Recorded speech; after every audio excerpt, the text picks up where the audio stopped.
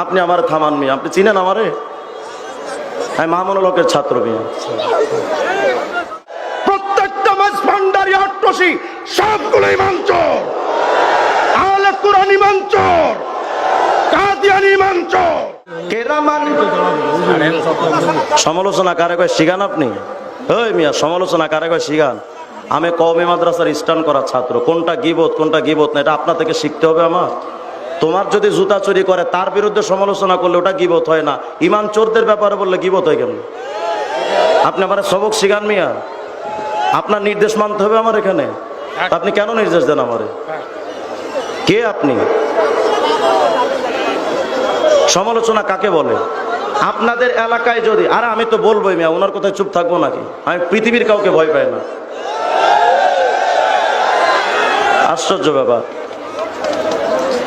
আমরা আল্লাহর পথে চলি, আল্লাহর গোলাম হয়ে বাঁচতে চাই, আল্লাহর জন্য মরতে চাই। পৃথিবীর কোন পরাশক্তি দিয়ে আমাদের দমানো যায় না।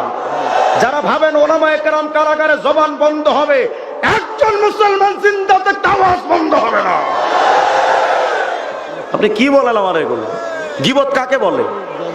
যদি আপনাদের এলাকায় মোবাইল চোর ঢুকে আপনারা বলেন না যে ভাই কিন্তু চোর, আরে কথা হয় না, এটা গীবত? যদি আপনার ঘরে কোনো চোর ঢোকে বউরে ডাকেন না যে জরিনার মা তাড়াতাড়ি ওর চোর ঢুকছে, এটা গীবত? তো যদি সম্পদ চোরদের ব্যাপারে নাম ধরে বললে গীবত না হয়, ঈমান চোরদের ব্যাপারে বললে সেটা সমালোচনা কেন? প্রত্যেকটা মাস ভান্ডারি আট্রসি সবগুলো ঈমান চোর, আহলে কুরআন ঈমান চোর, কাদিয়ানি ঈমান চোর, ঈমান চোর। আমি তো আজকে ওয়াজ করতেছি মিয়া, আমি তো এই ওয়াজ করি না, আমি ওয়াজ করি ভণ্ডদের ব্যাপারে। বাংলাদেশের সমস্ত বাতিল হলো আমার ওয়াজের বিষয়বস্তু। আমি যেহেতু আপনাদের এলাকায় বাড়ি আমার, আমি তো এদিকে আসিও না, আমার বাড়ি তো শ্রীরামপুরে, থাকি গাজীপুরে। আমি তো এই ওয়াজ করি না, আমি ওয়াজ করি সব ভণ্ডদের ব্যাপারে। আপনি আমার থামান মিয়া, আপনি চিনেন আমারে? আমি মামুনুল হকের ছাত্র মিয়া। আওয়াজ দিয়া বলেন আল্লাহু আকবার।